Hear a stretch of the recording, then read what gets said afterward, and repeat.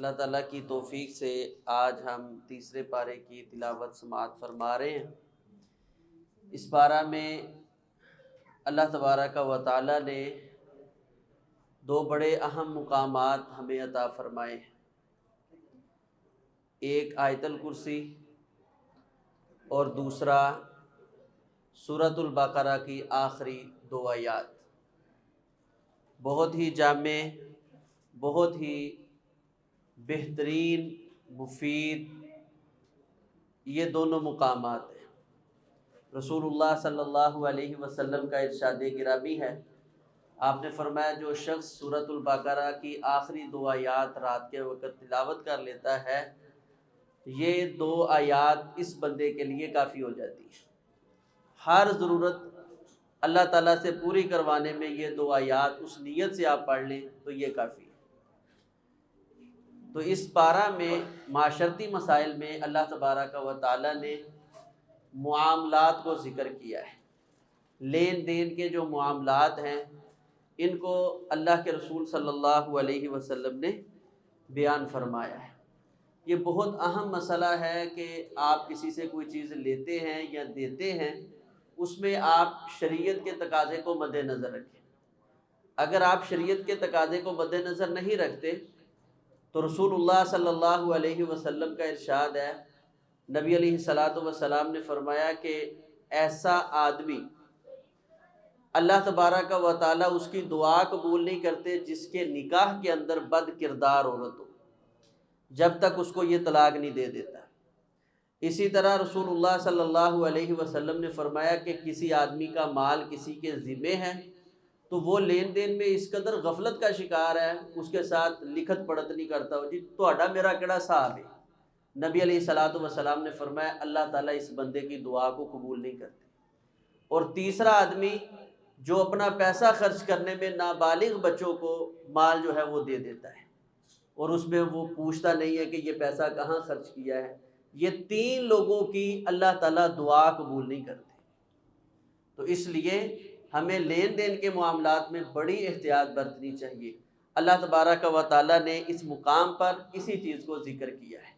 یہ لینا، کسی سے کوئی چیز کسی کو دینا، عرف کے اندر یہ تجارت کہلاتی ہے۔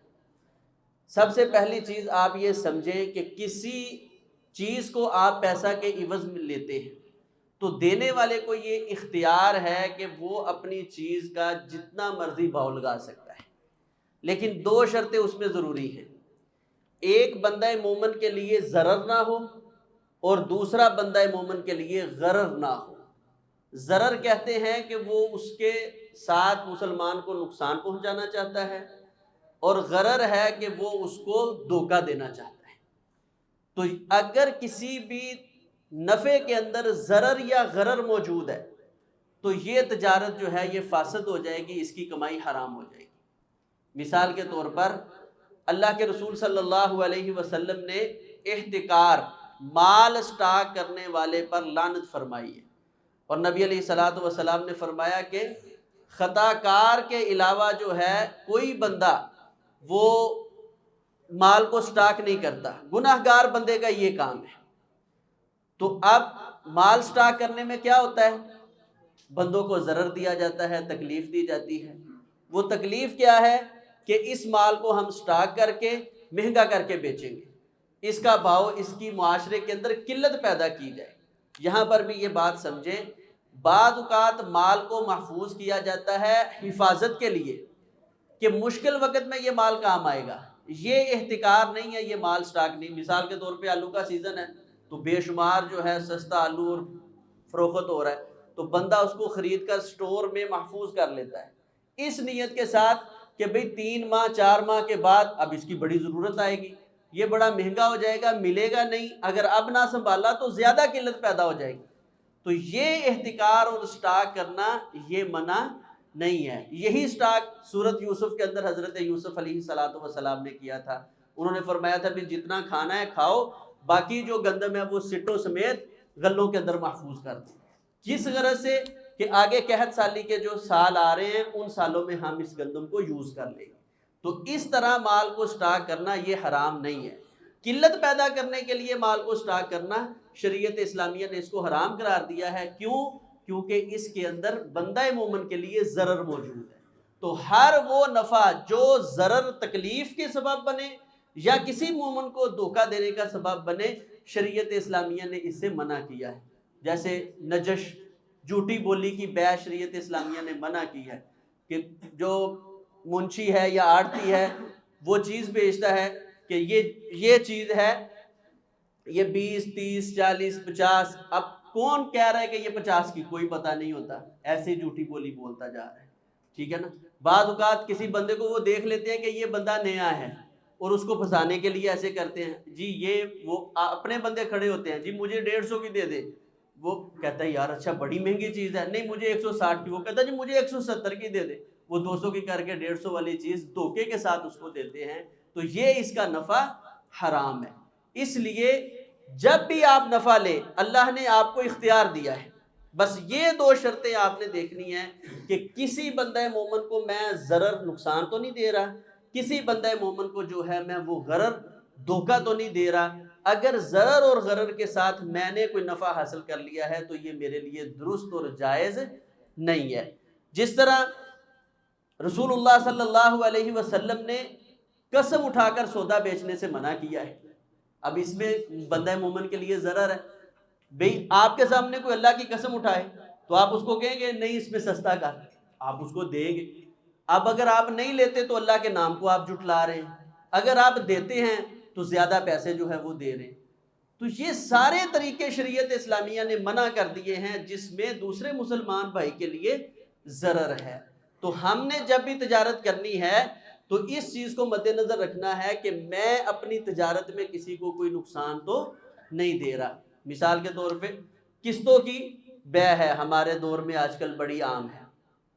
اب اس قسطوں کی بیع کے اندر کسی چیز کو ادھار لینا یہ جائز ہے، قیمت جو ہے وہ قسطوں میں کر لینا شریعت میں یہ جائز ہے، لیکن اس قسطوں کی آڑ میں آ کر جو چیز 1000 والی ہے وہ 1200 کی کر دینا، اس کی مجبوری سے فائدہ اٹھانا۔ اور رسول اللہ صلی اللہ علیہ وسلم نے فرمایا کل قرض یجر منفعتا فہو ربا، ہر قرض جو نفع لے کر واپس پلٹتا ہے وہ سود ہے۔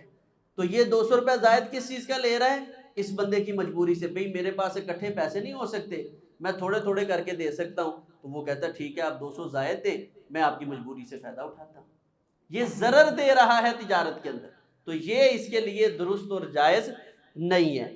اسی طرح آپ کوئی چیز بیچنے جاتے ہیں، آج کل مثال کے طور پہ موبائل ہے، بندہ موبائل بیچنے جاتا ہے اور وہاں سے موبائل خریدنا چاہتا ہے، وہ کہتا ہے جی ٹھیک ہے میرا موبائل آپ رکھ لیں، نیا موبائل مجھے دیں، بتائیں ساتھ کتنے دیں؟ شریعت اسلامیہ میں یہ بیع جائز اور درست نہیں ہے، اس میں ضرر ہے۔ آپ نے تجربہ کیا ہوگا، دکاندار کہتا ہے اوے کسے کام دا نہیں، کہتے جنہیں دا میں رکھ لیا انہیں دا بھی نہیں وکنا، کہتا ہے کہ نہیں کہتا؟ شریعت اسلامیہ کہتے ہیں بھی اس کو جا کر اپنی چیز بیچو، کہ بھئی میں نے یہ چیز بیچنی ہے، آپ نے اور نہیں لینا؟ نہیں میں نے نہیں لینا، میں نے بیچنا ہے، بس اس کے پیسے مجھے دو، اس کی پوری آپ تجارت کریں، آپ کی چیز کے پیسے آپ کو وصول ہو گئے ہیں، اب آپ اس سے چیز خریدیں، اس میں نہ اس کا پر احسان ہوگا نہ وہ آپ کو ضرر دے سکتا ہے۔ حضرت بلال رضی اللہ تعالیٰ نبی علیہ السلام کے پاس کھجوریں لے کر آئے بڑی عمدہ، فرمایا کہاں سے لائے ہو؟ فرمایا خیبر سے۔ فرمایا خیبر کی کھجوریں اتنی عمدہ ہیں؟ فرمایا نہیں ساری اتنی عمدہ نہیں ہیں، جو میرے حصے میں آئی تھی وہ ذرا تھوڑی سی کمزور تھی، ماڑی تھی، تو میں نے وہ کھجوریں 2 سا دے کر یہ عمدہ کھجوریں آپ کے لیے 1 سا لے لی۔ نبی علیہ السلام نے فرمایا کہ یہ چیز کے بدلے جب تو نے چیز خریدی ہے تو اس میں پھر کمی پیشی نہیں ہو سکتی، جتنی چیز آپ نے دی ہے اتنی چیز ہی آپ نے لینی ہے، اگر اس چیز کی کوالٹی میں فرق ہے تو اس کا آپ ریٹ الگ الگ ہے۔ یہاں یہ بھی بات سمجھ لیں، ہمارے ہاں یہ کرنسی کے نئے نوٹ آتے ہیں یا ویسے عید کے موقع پہ عیدی دینے کے لیے 1000 والے جو گٹھی ہے وہ جی 1050 کی ہے، تو یہ 50 روپے آپ سود دے رہے ہیں، یہ درست نہیں ہے۔ 1000 ہے تو اس کے آپ نے 1000 ہی دینا ہے، کیونکہ آپ نوٹ کے بدلے میں نوٹ دے رہے ہیں۔ پھٹا نوٹ اس کا کاروبار چلتا ہے جی، پھٹا نوٹ 500 والا آپ 300 میں دے کر جائیں، بینک میں آپ جائیں گے تو وہ پورا چلے گا۔ تو یہ ساری چیزیں آپ کسی کی مجبوری سے فائدہ، بچے نے نوٹ پھاڑ دیا اب اس کی پھاڑنے کی وجہ سے جی مالیت کم ہو گئی، آپ اس کو ضرر دیں، اس کی مجبوری سے فائدہ اٹھا رہے ہیں۔ تو شریعت اسلامیہ نے یہ ساری صورتیں ہمارے لیے منع کر دی ہیں۔ اسی طرح رشوت لینا اور دینا شریعت اسلامیہ میں یہ بھی حرام ہے۔ آپ کسی کا حق لینے کے لیے پیسہ خرچ کرتے ہیں، یہ رشوت ہے۔ اگر آپ اپنا حق لینے کے لیے پیسہ دیتے ہیں یا سفارش کرواتے ہیں تو یہ رشوت نہیں ہے، یہ درست اور جائز ہے۔ مثال کے طور پر 50 ویکینسیاں آئی ہیں، آپ میرٹ پہ ان کے پاس موجود ہے، 500 بندہ اس میں آیا ہے، آپ ان 50 میں شامل ہو چکے ہیں۔ اب ایک ہیلا بنا لیا جی اس کا انٹرویو ہوگا، وہ انٹرویو کیا ہوتا ہے سب کو پتا ہے کہ جی 5,000 دو، 10,000 دو۔ اب کچھ بندے کہتے ہیں جی ہم نے رشوت نہیں دینی، نوکری ملتی ہے تو مل جائے، ہم نے رشوت نہیں دینی۔ تو یہ آپ کا جب اپنا حق ہے، آپ ان 50 لوگوں میں شامل ہو گئے ہیں، اور یہ جس نے آپ کو آپ کا حق دینا ہے وہ آپ پہ ظلم کر رہا ہے، وہ کہتا ہے میں نے پیسے لے کر آپ کا حق دینا ہے، تو آپ پیسے دے دیں، یہ رشوت نہیں ہوگی، آپ نے ظلم برداشت کیا ہے۔ جس طرح آپ نے پیسے نہ دے کر جو آپ کا حق تھا ملازمت، اس سے محروم ہو کر اپنے آپ پر ظلم کیا ہے۔ تو آپ ملازمت چھوڑ کر ظلم کر لیں اپنے مستقبل پر، یا وقتی طور پر اپنے آپ پر ظلم کر لیں، دونوں صورتوں میں آپ کے لیے جائز ہے۔ ظلم کرنے والا اللہ کے ہاں مجرم ہوگا۔ ہاں آپ ان پہلے 50 لوگوں میں شامل ہی نہیں ہیں، کسی کا حق غصب کرنے کے لیے آپ کہتے ہیں جی یہ لو 10 یا 20 لے لو، لیکن میرا بیٹا جو ہے نا اس جگہ پہ لگنا چاہیے، تو یہ آپ ان 50 لوگ جو میرٹ پہ آئے ہیں ان کا حق مارنے کے لیے پیسہ دے رہے ہیں یا سفارش کروا رہے ہیں۔ یہ پیسہ دینا بھی رشوت ہے، یہ سفارش کروانا بھی رشوت ہے۔ شریعت اسلامیہ نے یہ حرام قرار دیا ہے کیونکہ اس میں دوسرے مسلمان بھائی کے لیے ضرر ہے۔ اللہ خالق کائنات سے دعا ہے اللہ تبارک و تعالی ہمیں سنت کے مطابق زندگی بسر کرنے کی توفیق عطا